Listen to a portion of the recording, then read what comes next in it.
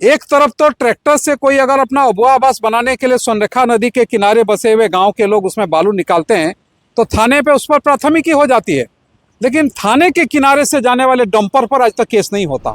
और ये जो चल रहा है, ये झारखंड मुक्ति मोर्चा के नेताओं के संरक्षण में अवैध बालू का ये तस्करी चल रहा है। रात के अंधेरे में सैकड़ों हाईवा और सैकड़ों जो डंपर हैं वो जमशेदपुर और रांची जा रहे हैं सोनरेखा नदी का बालू।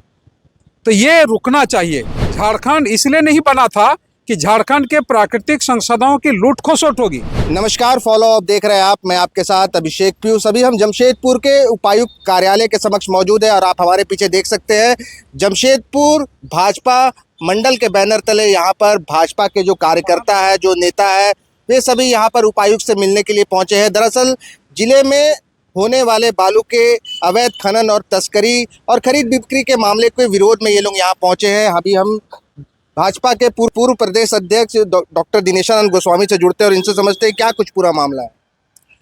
देखिए, पूरे जिले में, यूँ तो जिला क्या कहें, पूरे राज्य में बालू की किल्लत है।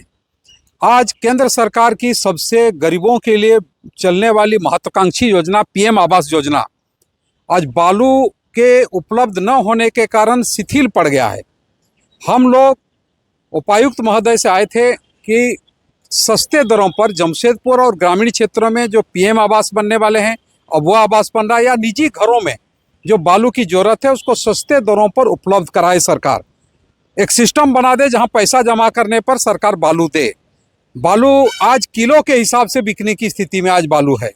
दूसरी ओर जिले में बड़ी संख्या में बालू का अवैध खनन, अवैध परिवहन, अवैध भंडारण और अवैध तस्करी हो रहा है, उसको सरकार रोके। और ये जो चल रहा है, ये झारखंड मुक्ति मोर्चा के नेताओं के संरक्षण में अवैध बालू का ये तस्करी चल रहा है। रात के अंधेरे में सैकड़ों हाईवा और सैकड़ों जो डंपर हैं वो जमशेदपुर और रांची जा रहे हैं सोनरेखा नदी का बालू। तो ये रुकना चाहिए। झारखंड इसलिए नहीं बना था कि झारखंड के प्राकृतिक संसाधनों की लूट खसोट होगी।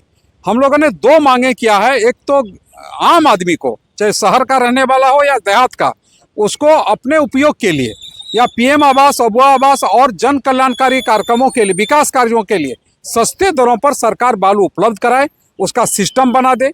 और दूसरी ओर एक तरफ तो ट्रैक्टर से कोई अगर अपना अबुआ आवास बनाने के लिए सोनरेखा नदी के किनारे बसे हुए गांव के लोग उसमें बालू निकालते हैं तो थाने पे उस पर प्राथमिकी हो जाती है, लेकिन थाने के किनारे से जाने वाले डंपर पर आज तक केस नहीं होता।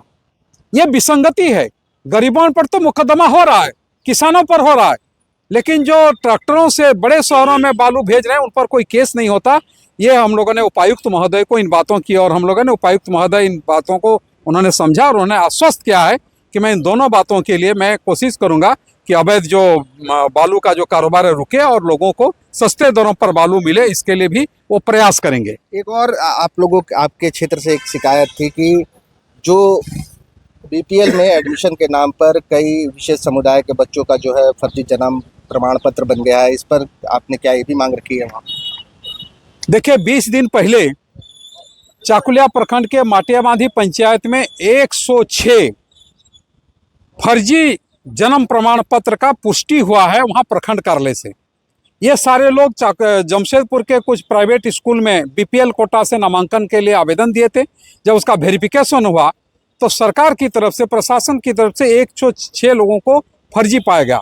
हम लोग उपायुक्त महोदय से कहा कि 106 लोगों पर जालसाजी करने का, सरकारी डॉक्यूमेंट के साथ छेड़छाड़ करने का और राष्ट्रीय सुरक्षा के साथ खिलवाड़ करने का ये मुकदमा 2 दिनों के भीतर 106 लोगों पर जारी किया जाए। और अंदेशा इस बात का है कि इसमें से कई बांग्लादेशी घुसपैठिए निकलेंगे। आज मुर्शिदाबाद का नाम लेकर, बहरागुड़ा से लेकर जमशेदपुर तक कई लोग मुर्शिदाबाद का नाम लेकर बांग्लादेशी घुसपैठिए यहाँ अवैध रूप से रह रहे हैं। अब तो वो आधार कार्ड, वोटर्स आई कार्ड और जन्म प्रमाण पत्र भी निकालने के लिए कोशिश कर रहे हैं। इसलिए इसको गंभीरता से प्रशासन ले, सरकार ले। ये राष्ट्रीय सुरक्षा का मामला है। अगर बांग्लादेशी घुसपैठ निकल गए तब तो और खतरा बनता है। तो 2 दिनों के भीतर 106 जिन लोगों ने जालसाजी करके जन्म प्रमाण पत्र निकाला है उस पर फर्जरी का मुकदमा उस पर जारी हो। आपने जो मांगे रखी उपायुक्त की ओर से क्या कुछ आश्वासन दिया गया? देखिए, हम लोगों ने उपायुक्त महोदय को कहा, आज आप सुने होंगे 1.5 महीना पहले भारतीय जनता पार्टी ने झारखंड विधानसभा में बालू का मामला को उठाया था। किस प्रकार से बालू को तस्करी करने वाला व्यक्ति पर माइनिंग ने केस किया, नामजद अभियुक्त हुआ, लेकिन हमने उपायुक्त से कहा आज तक कोई कार्रवाई नहीं हुआ। आज खान विभाग केस करता है और नामजद अपराधी घूम रहा है, फिर से बालू को तोल रहा है। तो प्रशासन का जो डर होना चाहिए अपराधियों पर, जो तस्करों पर डर होना चाहिए, डर नहीं है। तो उपायुक्त महोदय ने कहा कि नहीं, इस पर कार्रवाई होगी।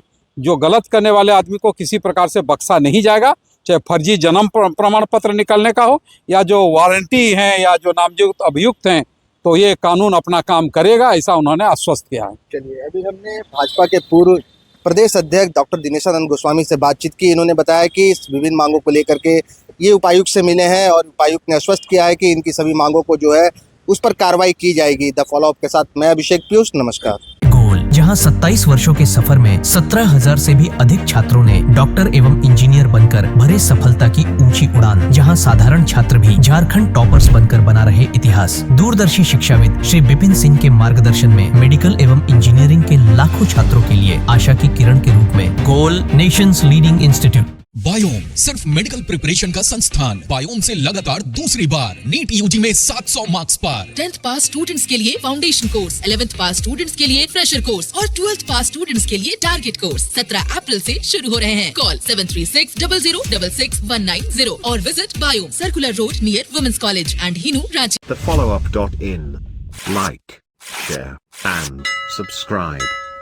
www.thefollowup.in